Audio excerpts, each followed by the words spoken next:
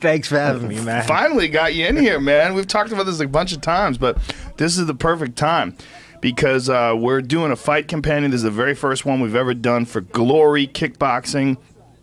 Joe Schilling, World Championship kickboxer himself, is on his way. He's over here. He fucking hates Glory. They talk shit about him after he left.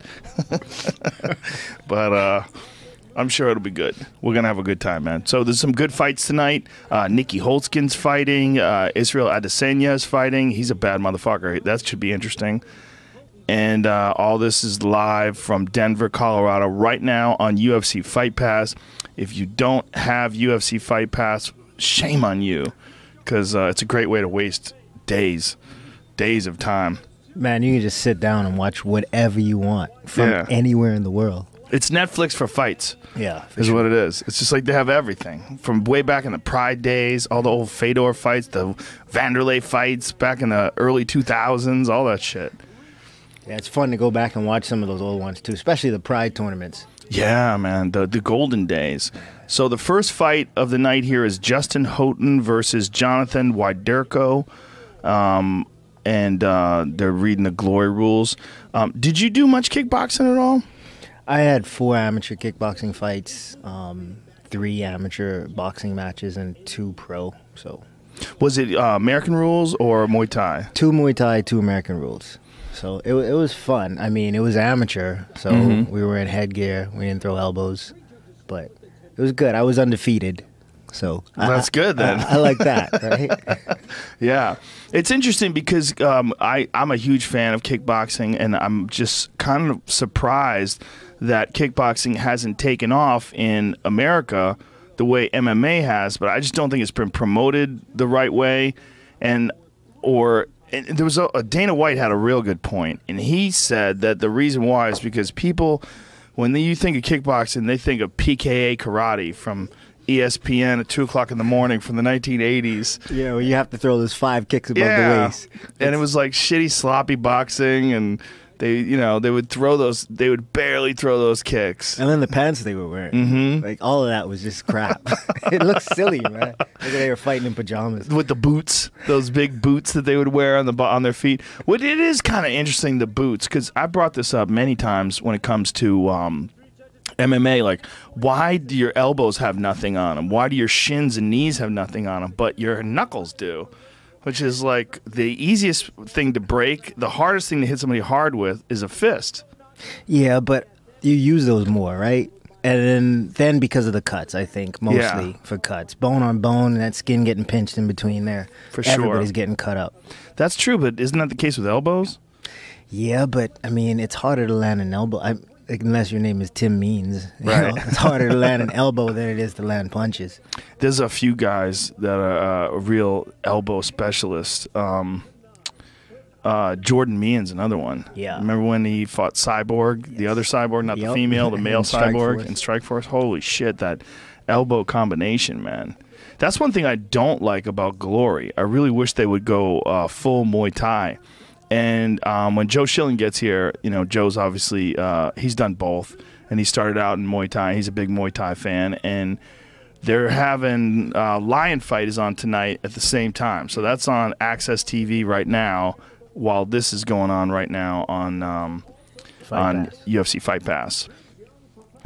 I have never been, outside of an MMA fight, I've never been hit with an elbow in a Muay Thai fight. I feel like that would throw me off.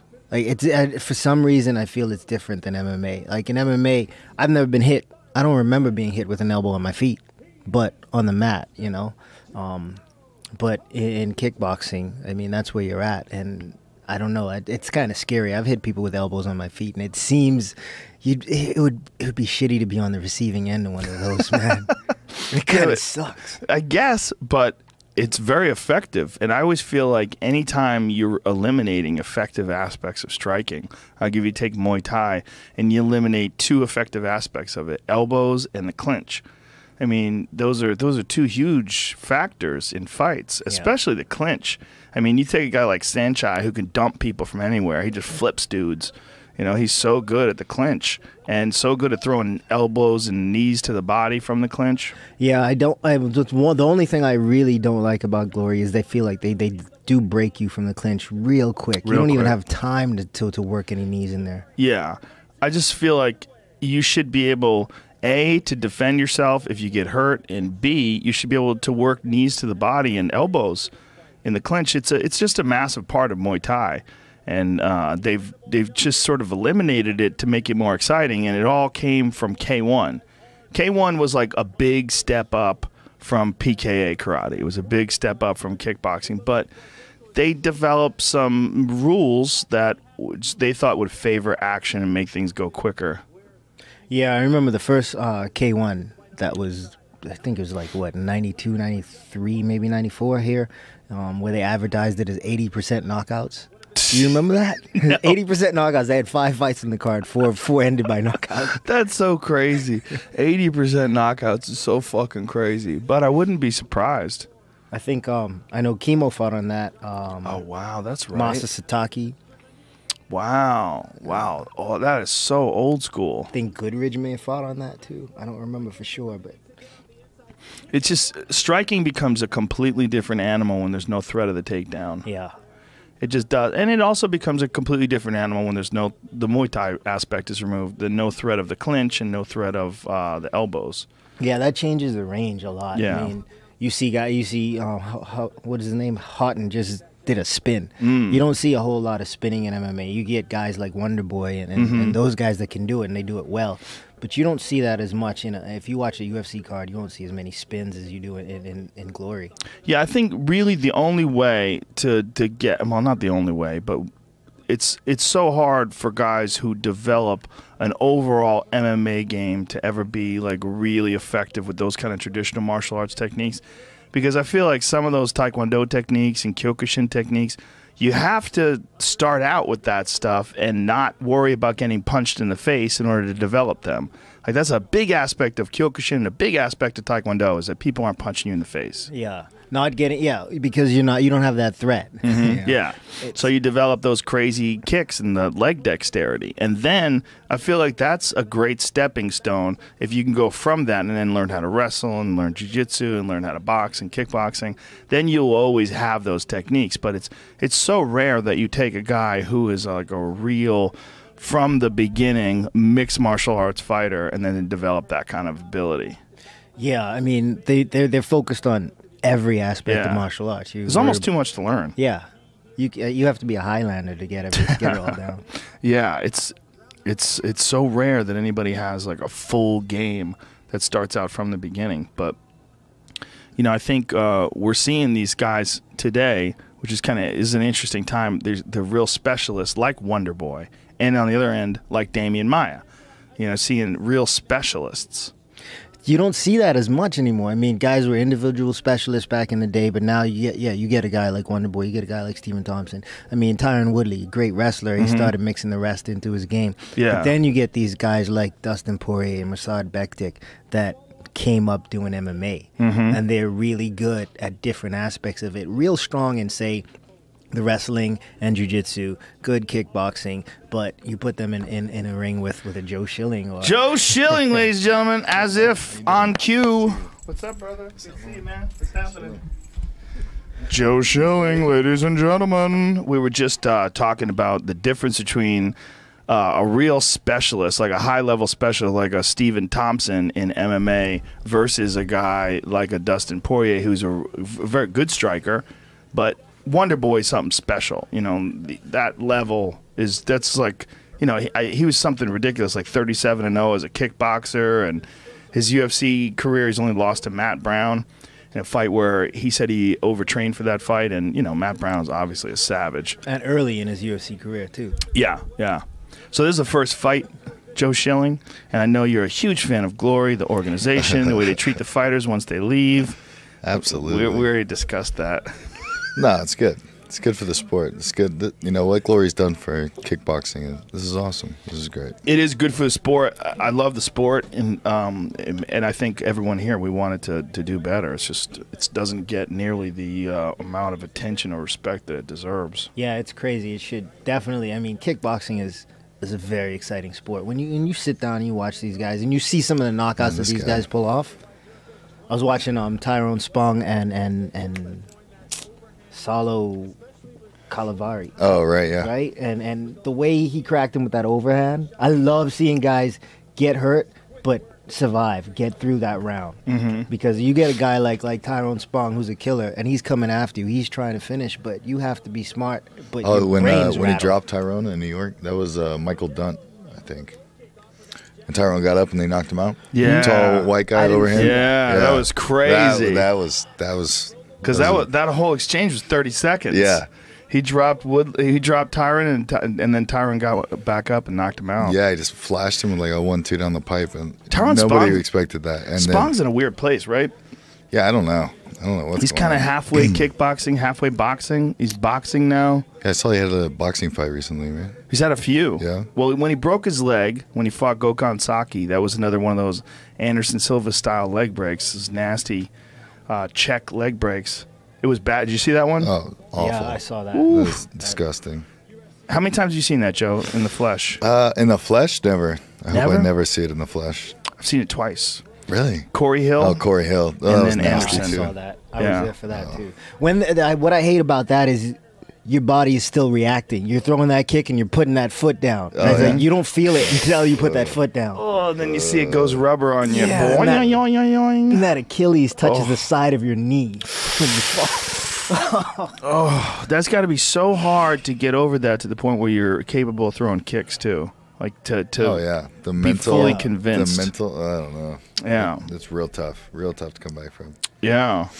Yeah, and well, a leg break in and of itself is so dangerous because, first of all, when it's a compound fracture, it's insanely dangerous because there's massive risks of infection. But when it's a leg break, there's also an issue with circulation. Like Frank Mir, when he broke his leg when he got in that car accident, he wasn't good for a year plus. His leg was fucked up for like a year later, and his knee was fucked up from having his leg bolted together. It kind of fucked up his knee. What bothers me most about that is how much pain those dudes are in instantly. I mean, when you're in a fight and you get cut, you get hit, you feel it, but it's like you can deal with it. Like that. Yeah. They just look like they're in agony right away. That adrenaline is not enough to stop that pain. No, nobody just sucks it up when their leg snaps in half. No, man. Ugh. That Anderson, when Anderson fought thinking about it. Weidman, and he's just screaming. You never see that from Anderson, ever. There was one. I had a fight once, and you had said something about how I'm good at throwing that inside leg kick, and I was like, yeah. When I watched it later, I was like, yeah, because I don't want to get my shit broken. I try to hide that as best as I can, being a southpaw, man. Yeah. 'Cause that's the scariest thing. Right, inside leg kick to that shin on the opposite side fighter. Yeah. The southpaw is usually when it happens. Yeah. Yeah. Tyrone was just like full power, and the Saki's knee like, ugh. Yeah, full power, and that's Tyrone's style too. He's just such a explosive guy. Like what Boss said about it made a lot of sense to me. Where he described it as like a ruler, like a pencil ruler, and when you hit, the southpaw, you end up kind of.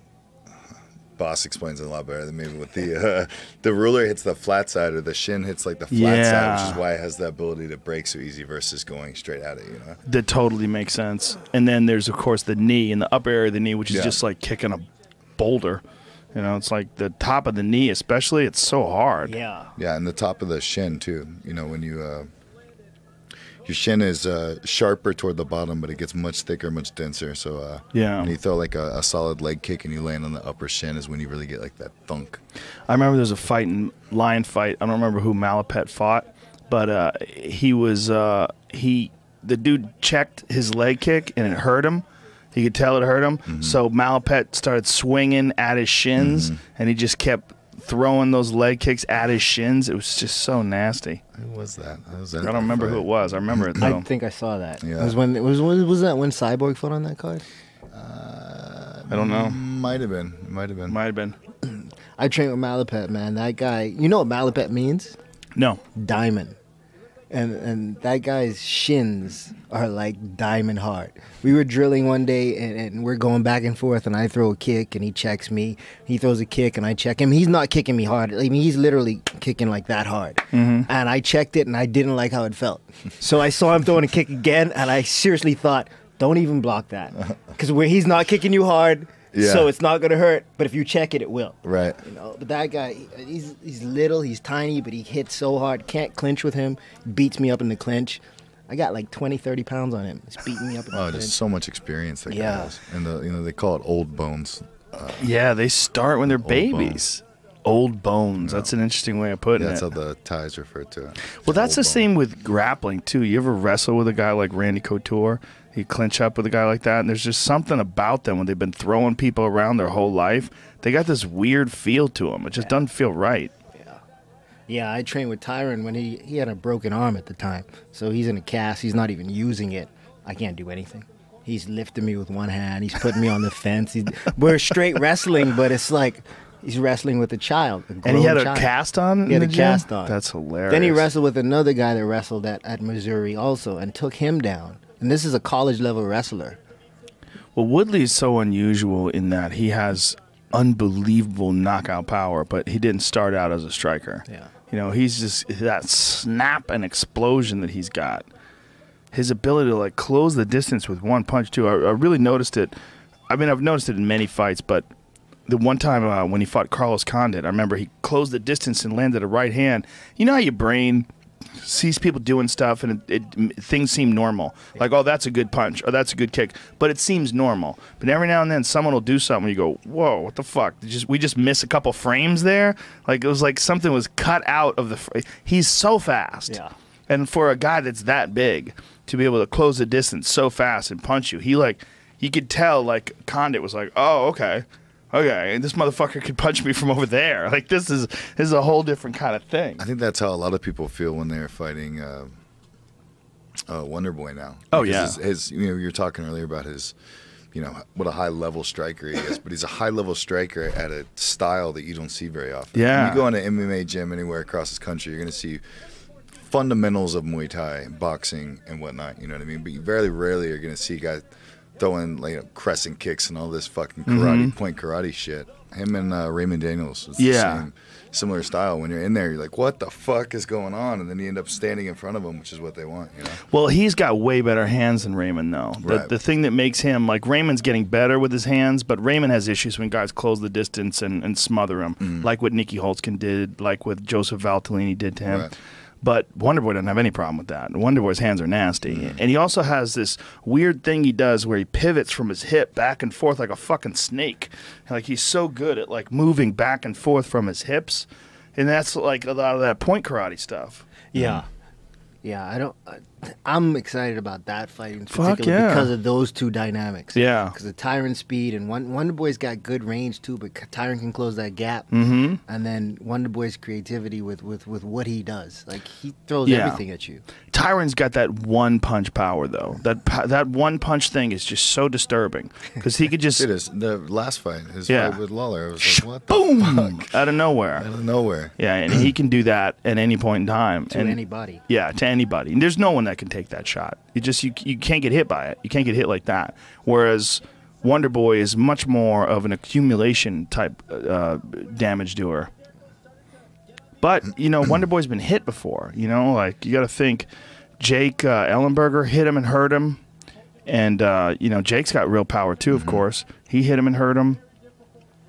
So it's really a matter of whether or not he can stay the fuck away for as long as it takes to slow Tyrone down. Yeah. And then get the weird game that he has, particularly with his front leg. He can do shit with his front leg that you just do not expect. Front leg side kicks, front leg roundhouse kicks. He sneaks him over the shoulder and drops him down on you. Throwing that lead leg hook kick. Yeah. That's that shit I mean. Like, when you're like, what the fuck is going on? Yeah. When he fought, Rory? Johnny Hendricks. He's like, like what? And then now you're a target for that guy who's just doing his shit, Yeah. It's scary. Well, that sideways stance, too. He stands, like, completely karate-style sideways with his hands down, and it's just a different thing. It's a totally different style of movement. And that was the one style of martial art that I've been waiting for a while, and you've seen it now with Michael Page in Bellator, too. This style of the point karate guy, those sport guys who can close the distance so fast and get the fuck out of the way so fast. They're just a completely different thing, and they're real good at countering too. Like Michael Page is a master at countering. Yeah, I'm not hating on Michael Page. I just hate that Genki Sudo style. I just hate the dancing style. I don't know why. Why do you hate it? Probably because I feel like I'm a classic, like old school, hard. Just put your nose to the ground and do it the right way. Right. But I understand that's his style. But for some reason, it just bothers the hell out of me. Well, don't you think that's also a big part of why it's so effective? Because it bothers the fuck out of his opponents too. It's like you do not want to get knocked out by a dude who's going to dance afterwards. Or dance during. Yeah. During. Dance right before he KOs you. You know, fuck. It's embarrassing. Richard Abraham's up next. Mike Mathida. We haven't talked about a fight yet. I like Abraham, man. Yeah? I like how he fights. He's pretty aggressive. He likes to throw big bombs. I call what he does hood Muay Thai. Hood Muay Thai. That's funny. Thug Jitsu and hood Muay Thai. How did you come up with Thug Jitsu? Man, Houston was a big jiu-jitsu town, and somebody was using it as like trying to denigrate me. You know, they were like, if you wanna train some good jiu-jitsu, you come over here and you train with this guy and this guy. But if you want to go learn some of that thug jitsu, you go train with Eve and Saul and those guys because we were throwing kicks and punches, knees, and they didn't like that. They just wanted to do submissions and do positioning, and that was it. Nobody wanted to get hit in Houston back in the 90s. Oh, that's interesting. Joke's on you. Damn, you fucking ran with that shit. I saw you fight for the first time at Hook and Shoot, dude, against Aaron Riley. What year was that? That was the 90s, right? No. The first time was the 90s. I think the second time was 2001. Wow. 2000. Old school, man. That is as old school as you get, right? It makes me feel old. Those were great fights, though, man. Those were great fights. I don't. It's weird because I liked beating up Aaron Riley. Aaron was tough. You know what I mean? He was tough, but he wouldn't stop. Like he wouldn't quit. But the second time we fought, there was one point where I landed a knee, like to the face, and then just saw blood immediately after. I seriously felt like I need a burlap sack of light bulbs. That's what it felt like when I hit him. Like, it was disgusting. Oh man, a burlap sack of light bulbs. I remember thinking during the fight when that happened, I was like, that felt like light bulbs. Oh my god. What do you think it felt like when Michael Page landed that knee on Cyborg? Oh my god. When his forehead caved in. And Cyborg's so crazy, he's like, I'll be fighting again in 3 months. Like, what? I hope not. Yeah, I hope not. Like the way he went down, too, that was another one of those times when you see a guy in agony in the cage. Mm-hmm. That's... No, man, I don't know if I'm fighting after that. You can get hit in the head a lot. That bugs the shit out of me the most about eye pokes. When someone gets jabbed in the eye and you see them scream out and cover their eyes and turn their back, they don't even try to defend themselves sometimes. The Anthony Johnson one was one of the worst. Oh, yeah, with Kevin Burns? Yeah. Yeah. I've seen a gang of them now, man. And I just don't know why they don't go to the Pride gloves. I mean, it just seems at this point in time like a no-brainer. It just doesn't make any sense to me whatsoever. They continue to have these gloves that not only is it hard to keep your hand curled, but it's trying to open your hands. Like the UFC gloves are trying to open your hands. Yeah. Like to keep your hands closed, you have to force them down. Whereas the Pride gloves, it was hard to open them. The Pride gloves are keeping your hands like that. So as you're throwing punches, you know, I just think also too, guys they have to get away from doing this open palm thing to the face to push guys off. And I think when guys do that, they should be penalized a point. You know? But how do you stop them from doing that? That's such an instinct. It is an instinct, but I think some guys don't do it ever. You know, there's a lot of fighters who never guilty of eye pokes. So why is that? I mean, it's not like it's impossible to avoid. I think they just have to make it so that if you poke somebody in the eye, it's an instantaneous 1-point deduction. And people say, well, that's too harsh. You know, they didn't mean to do it. Maybe they didn't mean to do it, but it still was done. So the opponent still suffered damage.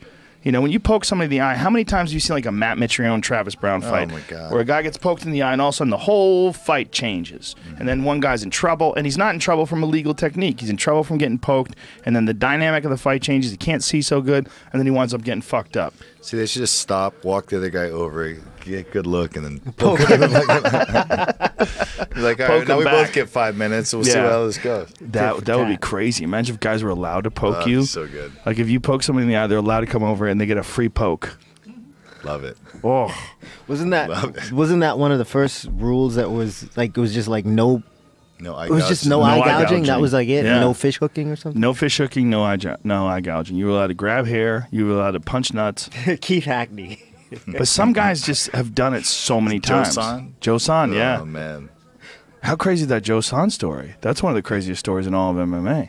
Joe San, who seemed like this lovable guy who was really into Jesus and seemed kind of crazy, he used to come to the Comedy Store and hang out. I hung out with Joe San a bunch of times because he was friends with Bobby Lee. So he'd come down to the Comedy Store. He was jacked. He was 3 feet tall and 2 feet wide. He was jacked, you know, and he was just real weird. He felt like almost dangerous around him. Like, this guy just seems so odd. And then he got arrested for something. And they do some random DNA test on him and find out he was a part of a gang rape. And now he's in jail for life. He's in jail, and while he's in jail, he killed his cellie. Yeah. I didn't know that. Yeah, he killed his cellmate. I'm pretty sure. See if that's the case. Joe San kills cellmate. I'm pretty sure he did. But yeah, he's in jail for life now. That's a wrap. But it just, what the fuck, man? Out of nowhere. I forget what they arrested him for too, but it wasn't anything like that. Possible murderer. Yeah, he's a crazy dude, man. For sure, rapist, but possible murder. For sure, rapist. Remember when he walked into the cage with a fucking cross strapped to his back? Him and Chemo, both those guys. Yeah. Fucking weirdos. They were so ate up with Jesus, they had to walk to the cage with a cross strapped to their back.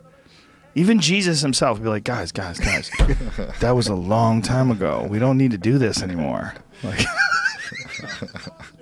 because his cellmate was a convicted child molester. So. And did he kill him? Yeah. Because of that? He was standing over the body of him, so. He was found standing at the door of his cell. The body of his cellmate, 50-year-old convicted child molester Michael Graham, was lying unresponsive in the bottom bunk. He's pronounced dead. Well, I give him a pass on that.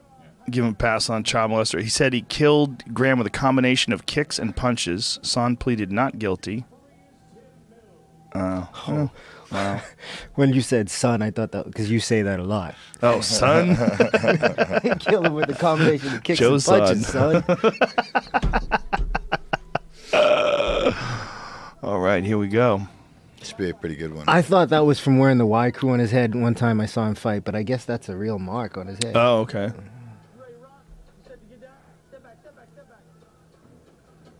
You guys, have you ever fought in Denver, Eve? Yeah. High altitude? I fought, Nate and I fought in Denver. I fought Nate. Nate was 163 pounds. Jesus. I was like 162. Huh. Nate used to be 163. That's crazy. He was like 19, though. Wow. He's back to 185 now, right? Yeah. He just Just won by knockout. Yeah. Amazing. He'd be knocked out Tamden McCrory with a head kick. That dude has been around a long fucking time. Nate and I fought in 99. Wow. That's amazing. Nate Marquardt. You know, Brendan Schaub said he's never seen Nate lose a single round in the gym. And one of the things he said about Nate is that Nate is probably one of those guys that left too much in the gym. Just had way too many gym wars with Shane Carwin. He used to spar with Shane fucking Carwin, which is like, what? I didn't realize how big he was till I saw that Ellis Mania thing. Oh, this past so weekend. big. Holy shit, He's so big. Huge. Well, he knocked him out with like this like retard clubbing. like dirt. Like, well, he had one arm flat. tied to his body, which is even more insane. Oh, they what a duct tape spectacle. an arm It's to his awesome. body.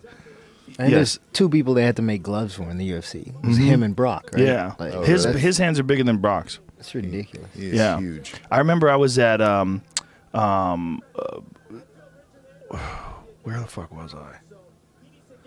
Oh, I was I was at a Mall Easton's jiu-jitsu school in Boulder, and I was on the mat, and we were training, we were doing drills, and out of the corner of my eye, I see what looks like the Thing from the comic book movie, Fantastic Four.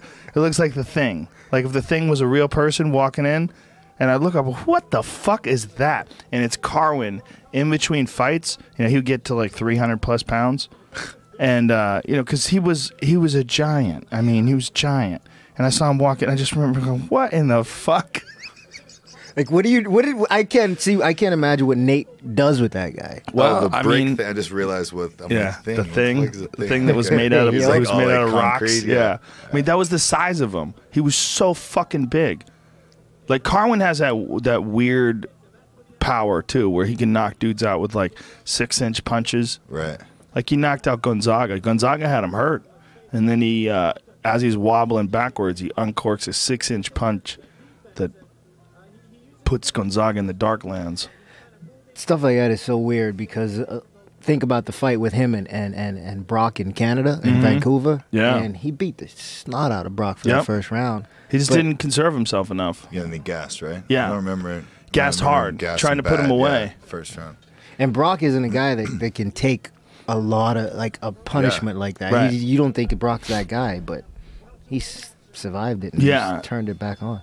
Well, somehow or another, he survived it. But I feel like to this day that if Carwin just stayed calm and just kept that fight standing and striking, Brock was fucked. Yeah. Because he was a commensurate wrestler. I mean, he might not have been as good a wrestler in wrestling as Brock is, but in MMA, he's right the fuck up there. Like, good luck taking him down, especially when you got to get close enough for him to tag you. I feel like to this day that if he just stayed calm and just boxed the fuck out of Brock, he would be the UFC heavyweight champion. Oh, for sure. But he just tried to just end it real quick, which makes sense. Because when you see Brock run away from some of the shots that he ran away from before that, and Shane hits like he hits, yeah, exactly, you think he can just close the show. And then he's big, right? I mean, like, he's way bigger than Mark Hunt. Yeah. Right? When Mark Hunt fought him, it was like kind of the same scenario, but he didn't have the wrestling. Yeah, Mark Hunt was nowhere near the size. Yeah, Brock's so fucking big. He's big in a way that even Shane is big in a different way. It's bizarre. Brock's even wider than Shane. Yeah, they both. I mean, when you cut to make 265. Yeah. Oh. Jesus. Yeah. Man. What is that? I don't know. Yeah, I mean, they're still trying to figure out what Brock was, like they're trying to mount some sort of a defense. They're coming up with like skin cream now. They're saying skin cream made him piss hot. Guys are so hilarious. Got Clomid in my fucking skin cream. I don't know what happened. Well, what's funny is there actually was some sort of hormone peptide in the skin cream for psoriasis that Chad Mendes used. Chad Mendes had some pretty serious psoriasis. And there's all these photos of him. You could see him online where he's wearing shorts and shit, and it's just all over his legs. It's real bad. And you have to take, a lot of times you're taking what is essentially a steroid cream to try to heal the area. And that is what made him test positive. When they found the cream, they tested the cream, and I'm like, yep, sure enough. But it's a medication. So he has a legitimate, he has a real ailment. You see, but his he still ailment. has the service suspension. He got the suspension anyway? Oh, yeah, I believe so. Fuck, yeah, I believe so. Well, USADA's no fucking joke, man, which is really funny watching all these guys go over to Bellator. I think it's gonna be interesting. It's gonna be interesting to see what Bellator does with like Vanderlei and all these other guys that are going over there now. Chael's first fight backs with Bellator. I started laughing as soon as I saw it. Yeah, of course. Chuckled. Well, Chael, Chael said that they're testing him like crazy. Right. But I mean, they might fucking send him a text message. Hey, yo, we're testing you like crazy in 3 days. Wink, wink. It's not I think USADA. It's the Athletic Commission, right? It's not USADA. No one's doing it the way the UFC's doing it. And the way UFC's doing it, in a lot of ways, it's dangerous to their brand. In a lot of ways, it's a lot of people would say it's not a good idea financially, but it just shows their commitment to trying to clean it up. I think California is doing randoms too now, just as the Athletic Commission. Yeah, the commissioner came here from Georgia, and he's cracking down. Yeah, that's awesome. Yeah. I just think the problem with the USADA thing is that it's if your boss, the people that pay USADA to test is the UFC. I think it's like a conflict of interest at some level. Yeah, it should be a state sanction or somebody away from both parties. Because who makes the choice on who gets tested? Who's assigning the test? When you fail a drug test in California, for example, the California Athletic Commission is going to contact Bellator and say this guy's not fighting, he failed a drug test. When you fail a test for USADA, they're going to call the UFC and be like, hey, so this guy failed the drug test. What do you want to do about it? And that becomes a problem. Yeah, this guy's test shows he has cocaine in his system, and then he fights for a world Let's just title. lose those results till after this main event. Yeah, but that's different because it's out of competition. There's certain rules. Oh, what happened to him? I think he got hit in the nuts. I thought his knee buckled. I thought he got hit with a push kick to the leg. But I think there's out of competition testing, and then there's in competition testing. And when you get tested for something in competition, it's very different than out of competition when it comes to recreational drugs. But when it comes to performance-enhancing drugs, like even if it's out of competition, like say if you're 5 weeks out, you test positive for cocaine, that's not going to affect your performance in the ring in a way that's going to damage your opponent. But if you test positive for some sort of a steroid, then it will.